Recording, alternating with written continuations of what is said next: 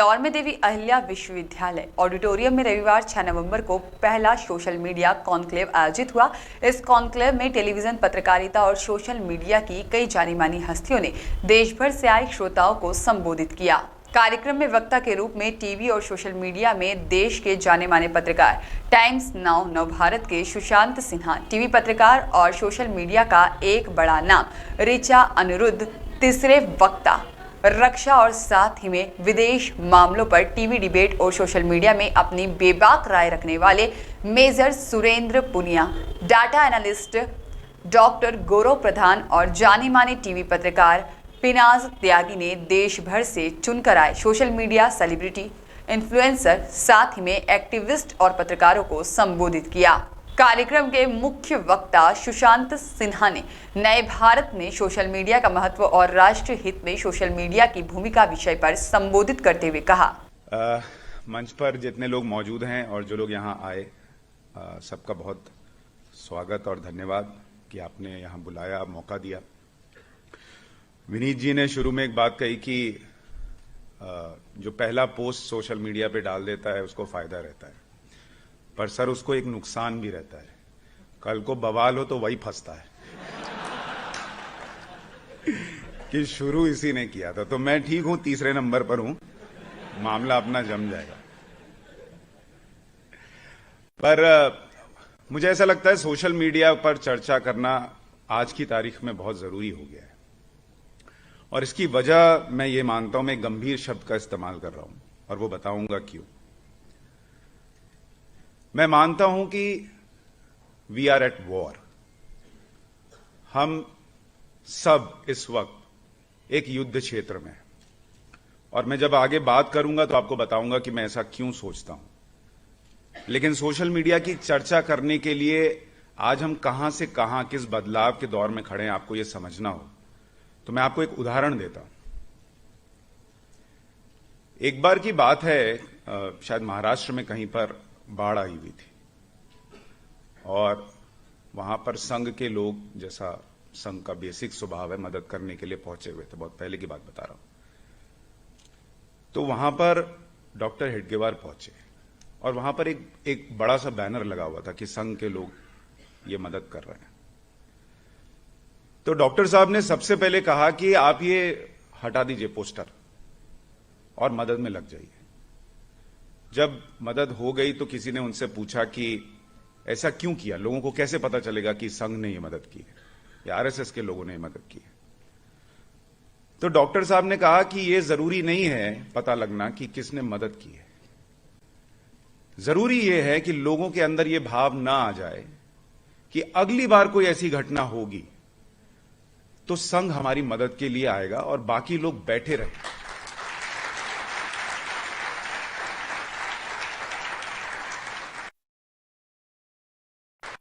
के अंदर यह विचार जाना जरूरी है कि जो मदद कर रहे हैं ये हमारे बीच के हैं, ये हमारे आसपास के हैं, और ये हम सब का कर्तव्य है। जैसे देखो वहां हुआ था वो हमको करना है। संघ प्रमुख नहीं है, राष्ट्र प्रमुख है। आज की तारीख में आप वहां से देखिए, हम इस दौर में आ गए हैं कि मदद करते ही पहला पोस्ट सोशल मीडिया पर पड़ता है। और मैं मानता हूं कि आज के दौर में वो गलत भी नहीं है, क्योंकि आज के दौर में 90% क्राउड इस बात से प्रभावित होता है कि अच्छा सोशल मीडिया पर अगर ये कर सकते हैं, डाल सकते हैं, इससे मेरा नाम हो जाएगा, तो वो मदद करने आता है। तो वो दौर कुछ और था, आज हम सोशल मीडिया के इस दौर में खड़े हैं। सोशल मीडिया का ये प्रभाव है जो समाज पर पड़ रहा है। और जब मैं कहता हूं कि बदलाव हो रहा है और हम एक युद्ध क्षेत्र में खड़े हैं, वो बदलाव बहुत सारे लोगों को पसंद नहीं आ रहा। वो बदलाव देश के अंदर धीरे धीरे जो महसूस किया जा रहा है वो वही है जो इस कार्यक्रम में आपने कहा कि राष्ट्र के बारे में सोचने वाले लोगों को हमने यहां आमंत्रित किया है। राष्ट्र प्रथम, ये बदलाव राष्ट्र प्रथम का है। और ये बदलाव सबसे ज्यादा अगर कहीं महसूस मैंने अपने 20-21 साल की पत्रकारिता के बाद किया है तो वो पत्रकारिता और राजनीति में किया है। और स्पेशली 2014 के बाद किया है। और मैं आपको बताता हूं क्यों। कि इस देश में ऐसा तो नहीं है कि 2014 के बाद ही काम शुरू हुए। बिल्कुल सही बात है, 2014 के पहले भी देश बना, लेकिन उस देश को बनाने के पीछे जो भावना थी, वहां राष्ट्र प्रथम मिसिंग था। जब इस देश का एक पूर्व प्रधानमंत्री, या अब नहीं है, उस वक्त तो वो प्रधानमंत्री थे, जब वो ये कहें कि हम 1 रुपया भेजते हैं दिल्ली से और 20 पैसा गरीब तक पहुंचता है, 80 पैसा गायब हो जाता है, तो आप ये मान सकते हैं और समझ सकते हैं कि राष्ट्र प्रथम था ही नहीं। अगर राष्ट्र प्रथम होता तो 80 पैसा पहुंचता और 20 पैसा गायब होता, तो मैं मान लेता कि चलो ठीक है, इतना तो इस देश में होगा ही, उसको कोई नहीं रोक सकता। लेकिन जब आप 80 पैसा इधर उधर कर रहे थे और 20 पैसा लोगों के लिए लगा रहे थे, तो आप वो काम करते हुए राष्ट्र प्रथम नहीं, अपने आप को प्रथम रख रहे थे। और वो काम इसलिए हो रहा था क्योंकि आपको उस 80 पैसे के ऊपर अपना अधिकार जमाना था। 90% काम इसी तरीके से इस देश में हुआ। और कुछ लोग कहेंगे कि भाई एम्स नहीं बने क्या, IITs नहीं, भाई देश बैठा थोड़ी रहता है। देश में हमेशा चीजें होती हैं, बनती हैं, बढ़ती हैं। कोई राजा अगर बैठा रहेगा तो प्रजा उसको चुनती थोड़ी है।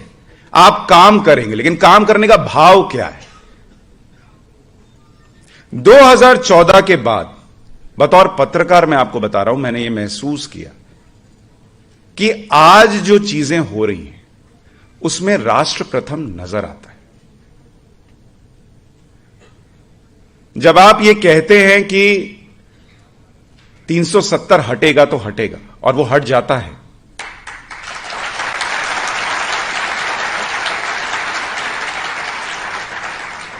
मेजर पूनिया ने श्रोताओं को संबोधित करते हुए कहा, और वन वे टिकट है, सर्जिकल स्ट्राइक ऐसा नहीं है कि यहां बाथरूम जाके आप आ रहे हो वापिस, ऐसा नहीं है। आप एक उस देश के पास, उसकी सीमा में घुस रहे हो जिसके पास परमाणु बम और बंदरों के हाथ में उतरा है। कभी भी गला खुद का काट लें, किसी का कान काट दें, वहां पे जाके आ रहे हो। जब आपने उनको इतना डिग्रेड कर दिया, उनको दिखा दिया आपने कि आपने फेक, आपकी कैपेबिलिटी नहीं, आपने जनसंख्या बढ़ गई। ये जो इंटरनल सिक्योरिटी का इतना बड़ा मुद्दा है। मोरबी के अंदर पुल गिरा, एनडीटीवी न्यूज दिखा रहा है, बहुत भीड़ थी, पुल गिर गया। हाँ भाई, बहुत पुल थी, पुल गिर गया, गलत हुआ, नहीं गिरना चाहिए, बहुत लोग इसमें जिम्मेदार हैं। लेकिन तुम ये क्यों नहीं दिखाते कि बहुत जनसंख्या बढ़ने से देश टूटने वाला है? क्यों नहीं दिखाते? क्यों नहीं दिखाते?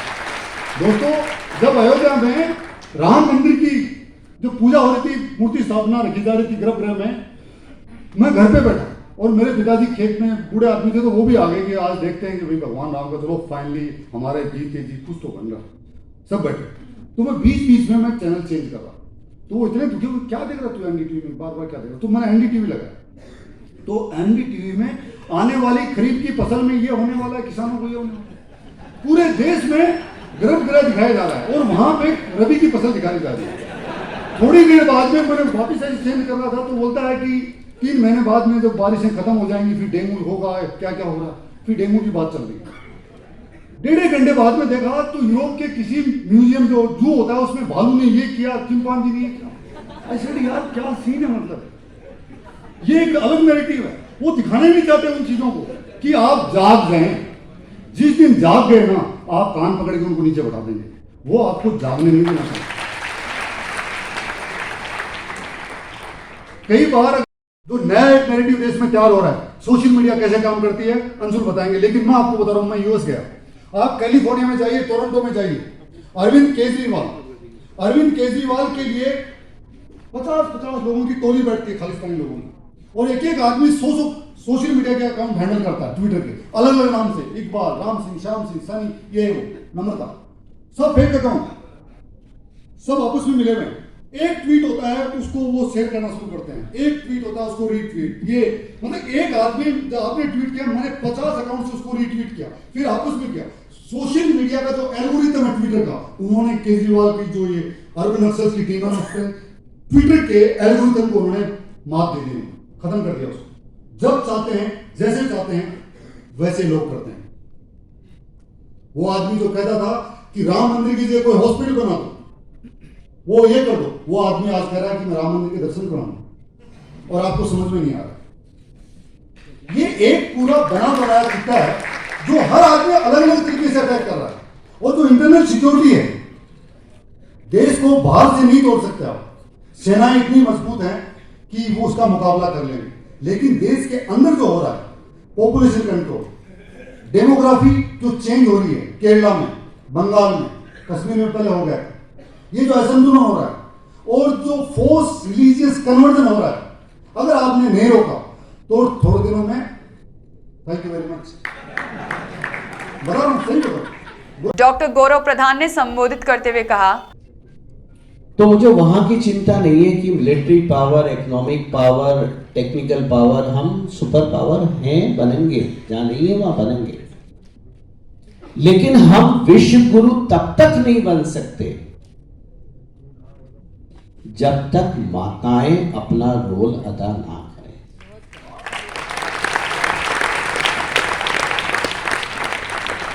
ये फेमिनिज्म वगैरह का जो कंसेप्ट है, मेरे ओल्ड फैशन हूं तो मेरे दिमाग में नहीं घुसता है, क्योंकि जिस देश में, जिस संस्कृति में कृष्ण से पहले राधा आती है, शंकर से पहले उमा आती है, राम से पहले सीता आती है, उस देश को आप फेमिनिज्म सिखाओगे? और जैसा कि मैं हमेशा बोलता हूं कि माता रामायण है, क्योंकि मां अपने बच्चे को अपनी गोद में बिठाल के हर वो चीज दिखाना चाहती है जो मां देख रही है, यानी चरित्र का निर्माण मां से होता है और चरित्र बुनियाद है। एक छोटी सी कहानी है। अच्छा, पिता जो है वो फालतू नहीं है, जैसे कि फेमिनिज्म बोलते हैं, आई डोंट नीड मैन, हमारी फेमस एक्ट्रेस है कुछ, I don't need man, I only need man when I have to produce the children, right? ऐसा कुछ कमेंट आया हुआ। पिता वो है जो बच्चे को कंधे पे बिठाल के वो दुनिया दिखाता है जो उसने नहीं देखी, और वो ही गीता का सार है। तो मां रामायण है तो पिता गीता है। और जब हम ये चीज समझ लें, बाकी चाणक्य के लिए तो सोशल मीडिया इन्फ्लुएंसर हैं आजकल, तो मतलब सुबह उठ के जयशंकर को एडवाइस देना, मोदी को एडवाइस देना, डिफेंस मिनिस्टर को एडवाइस देना, क्या जाता है यार? मोटा भाई का फ्री का इंटरनेट है और ट्विटर आपका फ्री का है, पेल दो एडवाइस। बहुत सारे सूरमा भोपाली हैं जिनकी 70 किलो की बीवी और 26 किलो का बच्चा संभलता नहीं है, वो सुबह सुबह 130 करोड़ के देश के प्रधानमंत्री को बताते हैं देश कैसे चलाना है।